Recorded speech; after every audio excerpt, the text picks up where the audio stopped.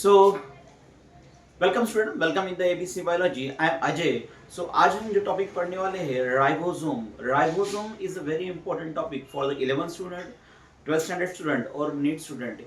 ये जो टॉपिक है ये बहुत सी बार नीट एग्जामिनेशन में भी इस टॉपिक पे बहुत बार क्वेश्चन आया है। तो इस टॉपिक को पहले हम क्लियर करते हैं और उसके बाद नीट एग्जामिनेशन पे इस पे क्या क्वेश्चन पूछा था ये भी हम डिस्कस करेंगे। So we start here the ribosome. तो देखिए बच्चों, जो राइबोसोम्स होता है, राइबोसोम, दिस इज राइबोसोम। जो राइबोसोम होता है इसे हम प्रोटीन फैक्ट्री कहते हैं, जिसे हम प्रोटीन फैक्ट्री कहते हैं। We call it is the protein factory. This is protein factory. This is protein factory.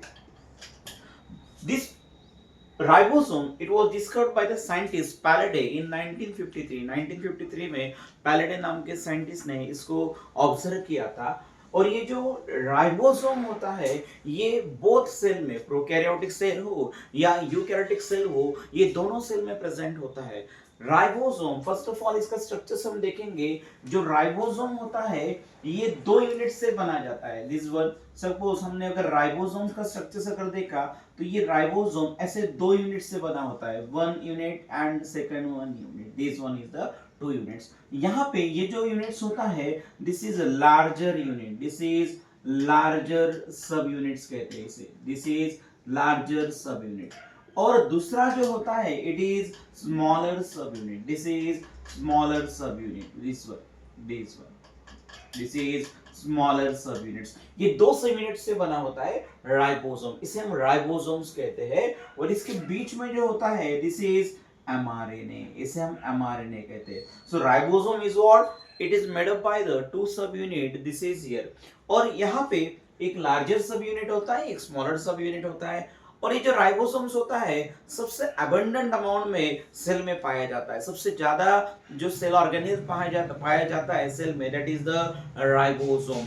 इसी राइबोसोम्स को हम पर्टिकुलर प्रोकैरियोटिक सेल में इसे पॉलीसोम्स भी कहते हैं। We call it is the polysomes, we call it is polysome या पॉलीराइबोसोम्स भी कहते हैं in case of the prokaryotic cell.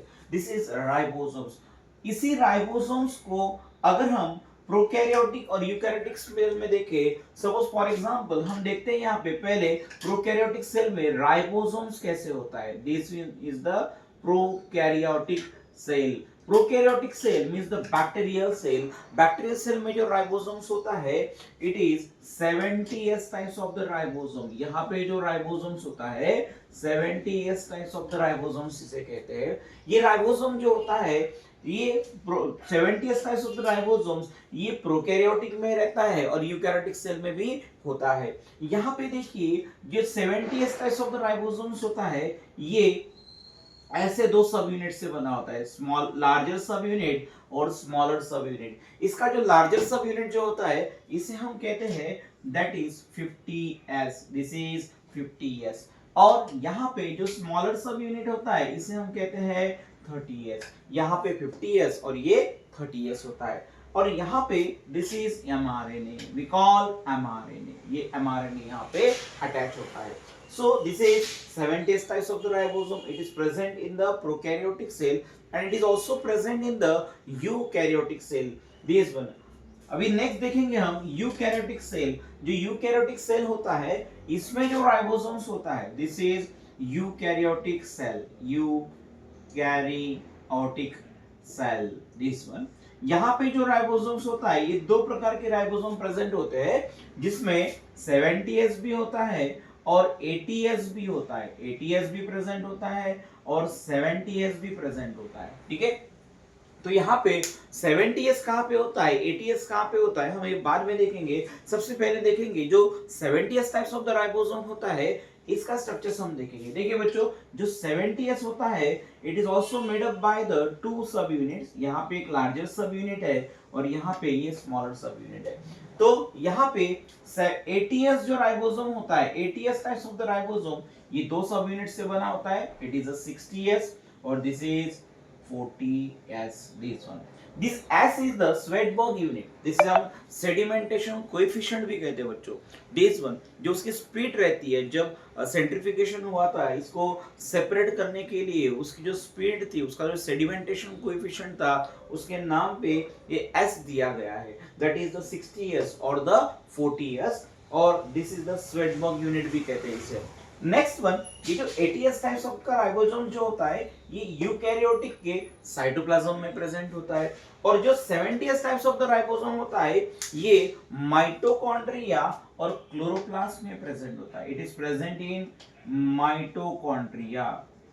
This is mitochondria. और दूसरा होता है chloroplast. This is chloroplast. This is chloroplast. ये दो सेल ऑर्गेनेल में 70s types of the ribosome present होता है. उसी कारण हम कहते हैं कि eukaryotic cell containing the both types of the ribosome and prokaryotic cell containing the only the 70 types of the ribosome. तो देखिए बच्चों ये राइबोसोम्स होता है ये प्रोकैरियोटिक और यूकैरियोटिक सेल दोनों में भी प्रेजेंट रहता है और ये प्रोटीन सिंथेसिस का काम करता है, प्रोटीन फॉर्म करने का काम करता है जिसे हम प्रोटीन फैक्ट्री भी कहते हैं. सो याद रखिए राइबोसोम्स इज वेरी इंपॉर्टेंट. एक बार नीट में क्वेश्चन पूछा था the prokaryotes sorry mitochondria and the chloroplast these are the semi autonomous cell organelle.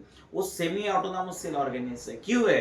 क्योंकि ये खुद का प्रोटीन खुद प्रोड्यूस करते हैं क्योंकि उनके पास खुद का डीएनए भी होता है और खुद का राइबोसोम्स भी होता है. तो उनके पास प्रोटीन की जो मशीनरी होती है वो भी है. उस कारण उसे हम सेमी ऑटोनॉमस कहते हैं. So it is not 100% depend on the another cell organism. So they are prepared our own protein. वो खुद का प्रोटीन खुद प्रिपेयर्ड करते हैं. तो उस कारण उसे हम सेमी ऑटोनॉमस सेल ऑर्गेनिज्म कहते हैं. हम नेक्स्ट पीवाईक्यू में हम देखेंगे कौन सा क्वेश्चन आया था और उसको कैसे सॉल्व करना चाहिए ये भी हम यहाँ पे देखेंगे. So this is ribosome. तो बच्चों इस वीडियो को लास्ट तक देखिए, अंत तक देखिए. अगर ये वीडियो आपको अच्छा लगे तो इसे लाइक कीजिए, सब्सक्राइब कीजिए और शेयर जरूर कीजिए ताकि हम और अपडेट्स यहाँ पे ला सके आपके लिए. So we will continue in the next lecture. So thank you.